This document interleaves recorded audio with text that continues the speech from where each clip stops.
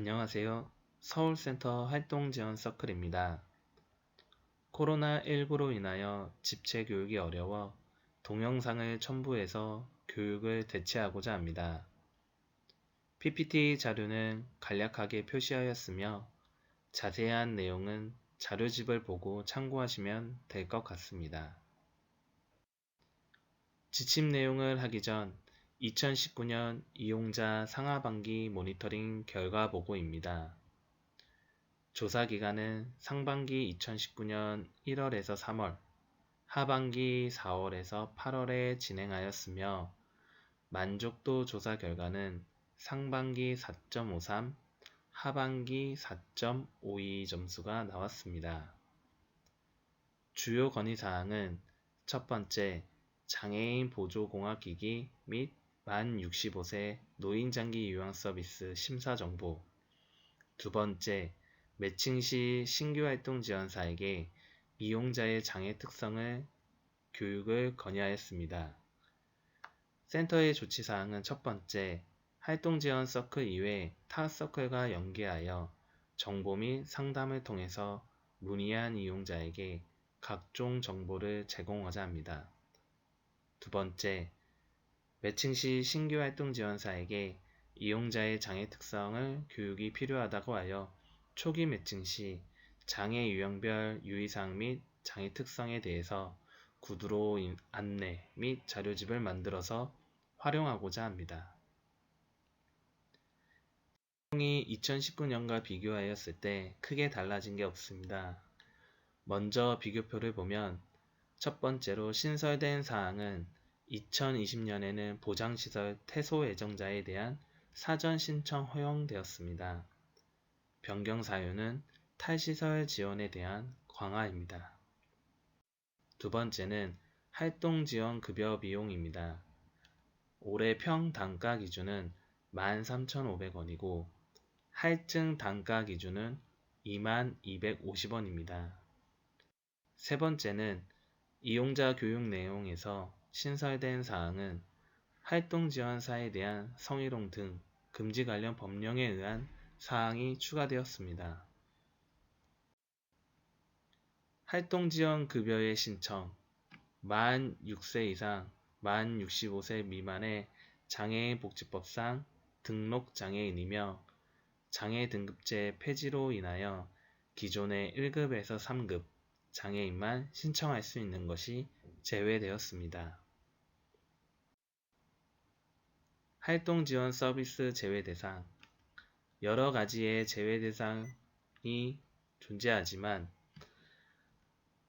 노인장기 요양 서비스자, 국민기초생활보장법 제32조 보장시설에 입소한 자, 의료기관에 30일 초과하여 입원 중인 자, 활동지원 서비스 이용은 원칙적으로 금지되어 있지만 학교장 승인을 얻어서는 서비스 이용을 받을 수 있습니다. 활동지원급여 기본급여 지금 나와 있는 표는 장애 등급제 폐지 전 기준이며 활동지원 등급이 1등급에서 4등급으로 나눠져 있으며 각 등급마다 기본급여 및 시간이 나와 있습니다. 그 다음 표는 등급제 폐지 이후에 나온 기본급여입니다. 1구간에서 15구간 및 특례로 나눠져 있습니다. 기본급여 및 시간도 나와 있으니 참고해 주시면 되겠습니다. 현재 갱신하는 기간에 기존 바우처보다 낮게 나온다면 특례로 빠져 기존 시간을 3년 동안 유지해 주고 있는 상황입니다. 추가급여 신청 및 중지는 해당하는 경우 이용자 및 보호자가 관할 주민센터를 통해서 해야 하며 중지 같은 경우에는 그 사유가 발생한 날부터 14일 이내에 해야 합니다.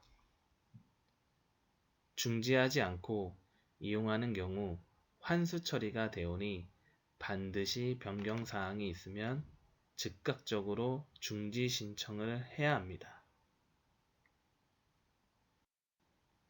가족에 의한 활동지원 급여 수행의 제한은 자료집을 보고 넘어가도록 하겠습니다. 이용 자격 및 바우처 유효기간. 이용 자격의 유효기간은 3년이며 이용 자격 결정 통지서에 기재되어 있는 급여 개시일이 속한 다음 달 1일부터 산정합니다.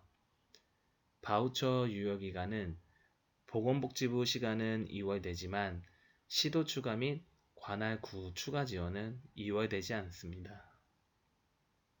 또한 바우처는 매년 12월 31일 이후에는 소멸 처리되어 사용이 불가합니다. 급여 비용 및 시간당 단가는 급여 비용은 평 기준으로는 30분에 6,750원, 1시간은 13,500원이고 할증 및 공휴일에는 30불에 11,125원, 1시간에 22,250원입니다.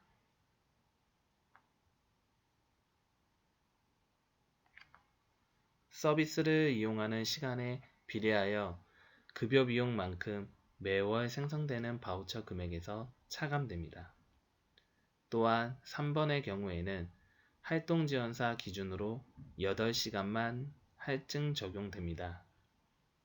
예를 들면 강도규 이용자가 신현재 활동지원사에게 공휴일에 9시간을 지원을 받는다면 8시간은 할증 단가 2250원으로 1시간은 평 단가 13,500원으로 바우처 금액에서 차감됩니다. 바우처 결제 시스템은 0분에서 14분은 시간으로 산정되지 않고 15분부터 44분까지는 30분으로 산정됩니다. 또한 45분부터 59분까지는 1시간으로 산정되옵니다.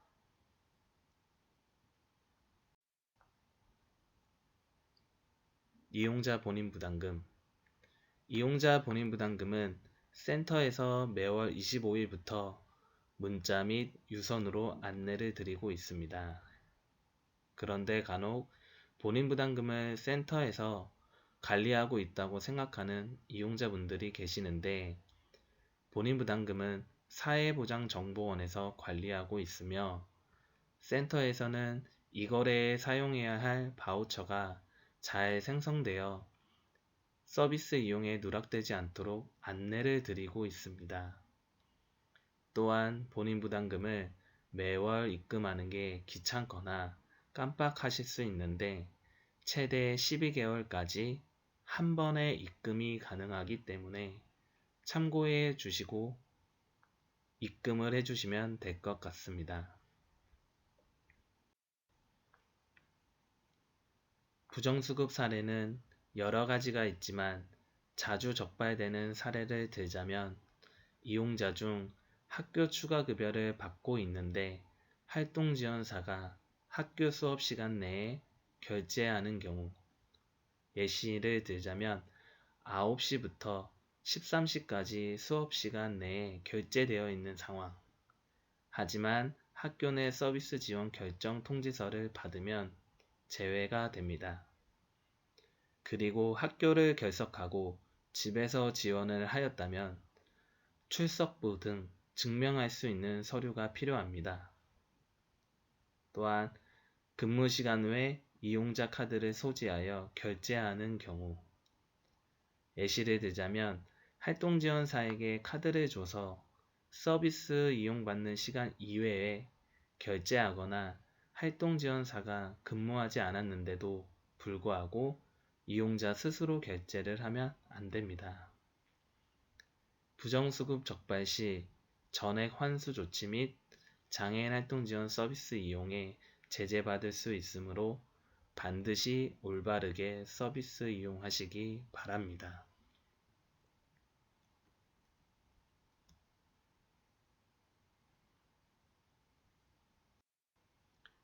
센터 공지사항을 말씀드리겠습니다.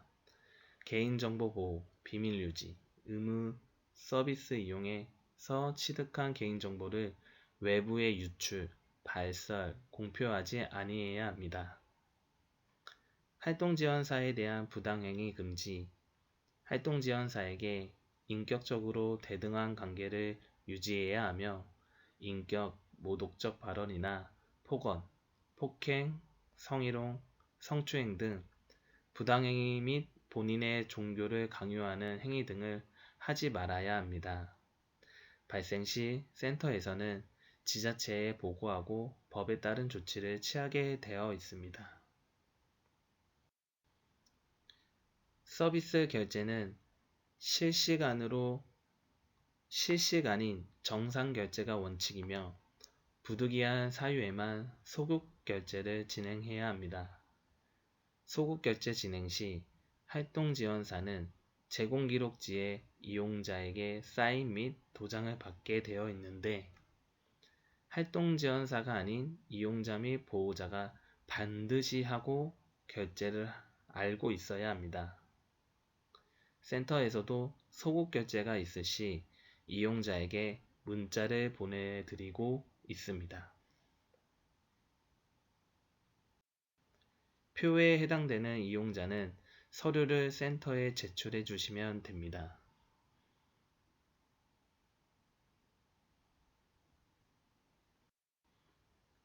서비스 이용 시 유의사항 매칭 연결 시 서비스의 내용과 시간에 따라 서비스를 이용 가족의 생업을 지원하는 행위나 무리한 가사 지원은 금지. 활동지원사와 갈등 발생 시 센터와 상의하여 결정. 활동지원사 변경 요청 및 중지 시 14일 전에 통지해야 합니다.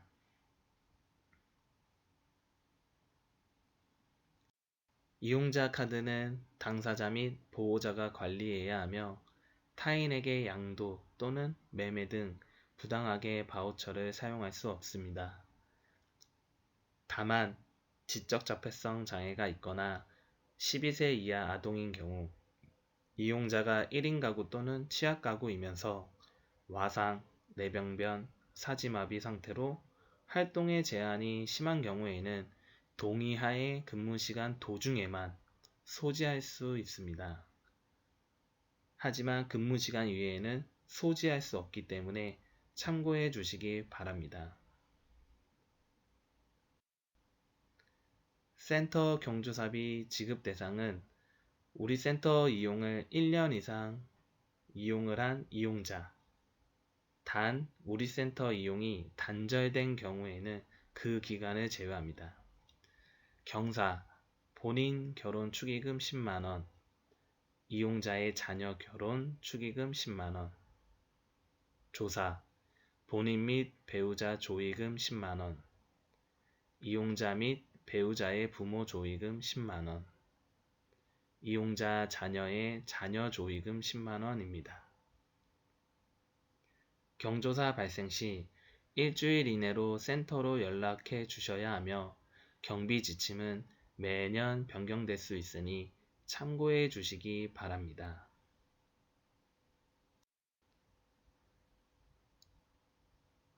다음은 아래 사항 시 센터로 연락을 주시기 바랍니다. 장애 등급 변경이거나 추가 급여 사유, 주소 변경, 연락처 변경 등 변경된 그 시점부터 센터로 연락 주시면 감사하겠습니다. 마지막으로 이용자 계약서 및 서류 작성하는 방법입니다. 서류는 서비스 이용 계약서, 지침교육 확인서, 의료행위 서약서입니다. 서비스 이용 계약서는 이용자 보관용을 제외한 센터 보관용을 센터로 제출해 주시면 되십니다. 작성하는 방법은 이용자 계약서 첨면을 보면 활동지원 서비스 이용자 위에 있는 칸에 이용자 당사자 정보를 작성해 주시면 됩니다. 보호자가 작성하시 맨 위에 이용자 칸에는 이용자 당사자의 이름을 작성해 주고 밑에 보호자에 대한 성함이나 인적사항을 작성해 주시면 됩니다. 그리고 이용자 보관용과 센터 보관용 가운데를 맞춰서 직인 있는 위에 겹쳐 사인을 해주시면 됩니다. 뒷장을 넘기면 반으로 접어서 직인 있는 곳에 사인을 해주고 맨 마지막에 날짜 작성하는 기일은 우편물을 받거나 작성하는 날짜로 작성해 주시면 됩니다.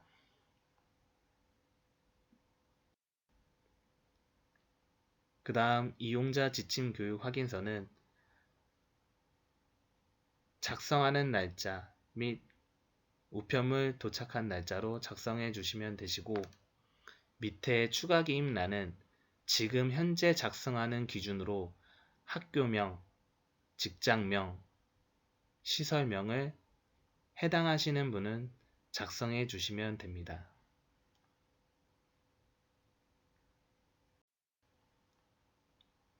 마지막으로 장애인 활동 지원 서비스 이용 서약서, 의료행위 서약서라고 하는데 장애인 활동 지원 서비스는 의료행위를 인정하지 않고 의료행위를 빼놓고서는 일상생활을 영위할 수 없는 이용자가 있습니다. 이에 이용자와 서약서 체결 후 서비스를 지원하고자 하기 위한 서약서입니다. 이 서약서는 필요한 이용자가 있지만 필요하지 않은 이용자도 있습니다. 하지만 전체적으로 이용자에게 이 서약서를 받기로 하여 이용자 인적사항 및 밑에 날짜는 우편물 도착한 날짜와 아니면 작성하는 날짜, 그 날짜 기입을 해주시고 작성해 주시면 되겠습니다.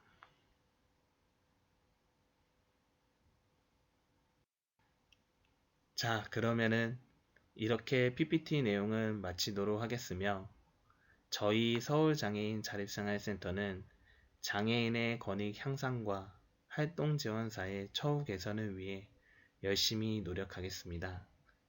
감사합니다. 이용자분들 코로나19 항상 조심하시기 바랍니다.